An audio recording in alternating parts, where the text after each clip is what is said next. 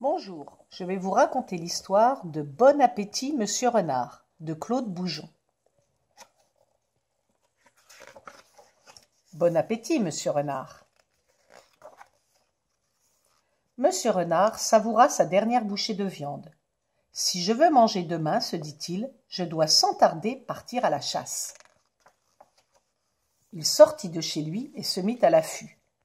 « Tu n'es vraiment pas un as du camouflage, lui dit une grenouille qui observait son manège. Bien entendu, aucun gibier sérieux ne passa à sa portée.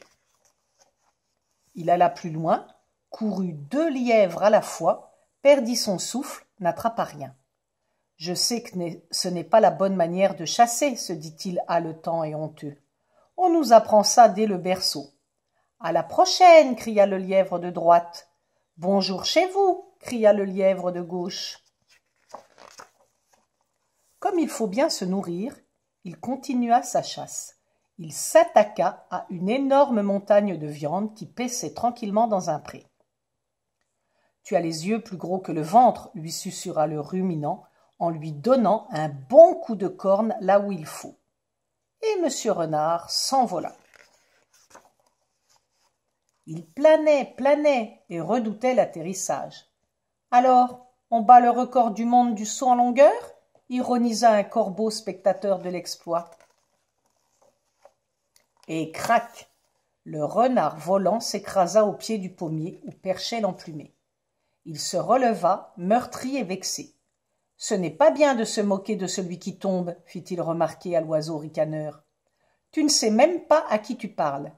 Tel que tu me vois, j'en ai vu et connu bien d'autres.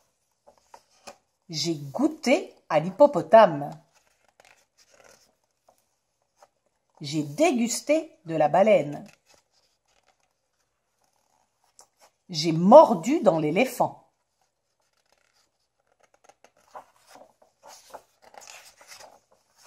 J'ai visité des milliers de poulaillers où je n'étais pas invité. Demain, j'en suis sûr, je mangerai du lion. » En lançant cette dernière vantardise, Monsieur Renard se précipita sur le corbeau. L'oiseau était sur ses gardes. Il en avait vu d'autres, lui aussi. « Ce n'est pas aujourd'hui que tu mangeras du corbeau, » répliqua-t-il en s'envolant. À cet instant, bang! Une pomme tomba sur la tête de Monsieur Renard. « Qu'est-ce encore ?» se demanda-t-il. Il ramassa le fruit, d'où surgit un asticot. « Bonjour, monsieur le carnassier, dit le vermisseau gigoteur. Tu n'oserais quand même pas me boulotter? Je n'en vaux pas la peine. Je ne remplirai pas une dent creuse. » En effet, Monsieur Renard n'osa pas s'intéresser de plus près à ce piètre gibier. Il reposa le fruit, en ramassa quelques autres sans locataire et rentra chez lui. Arrivé dans sa maison, il se fit cuire une compote de pommes.